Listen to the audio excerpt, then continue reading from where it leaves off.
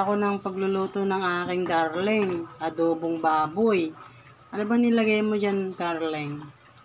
Laurel, Yan. tapos sibuyas bawang, paminta betchin, Oh, ilang kilo yung baboy 1 na? kilo, tapos sukang Select vinegar. Yes. Red vinegar. Saka, Ayan. Mukhang masarap yan Ayan. masarap yan. Tapos nilagyan niya ng betchin. Laurel, sibuyas bawang, paminta, ginigisa. Yan, ito ang lunch namin ngayon.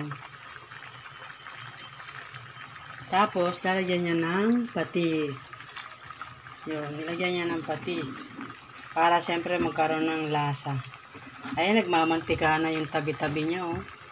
Kasi may mga taba-taba yung baboy. Mukhang masarap yan. Iigayin pa natin. Yes. Para lumambot-lambot yung karne. Ay, mukhang masarap. Unlimited rice na naman tayo niyan mamaya. Siraan diet natin, mahal. Ayan. Palalambutin pa natin. Yan. Ano nang balita dyan sa adobo natin? Malapit na. Gaya-gayan na, malambot na. Medyo iga na nga siya eh. Malambot na ba, mahal? Malambot na. Tapos, lalagyan niya ng, pakita mo nga. Ketchup. Ketchup na UFC.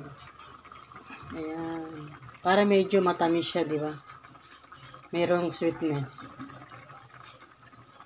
Yan ang sikreto ni Maribert.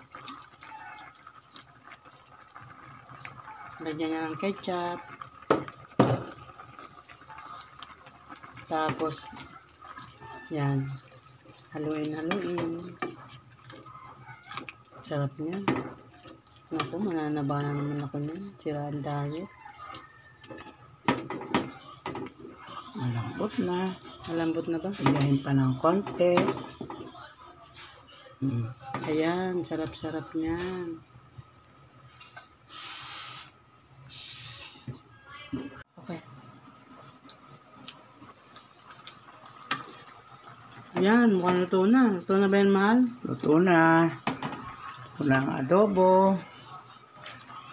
Mukhang masarap.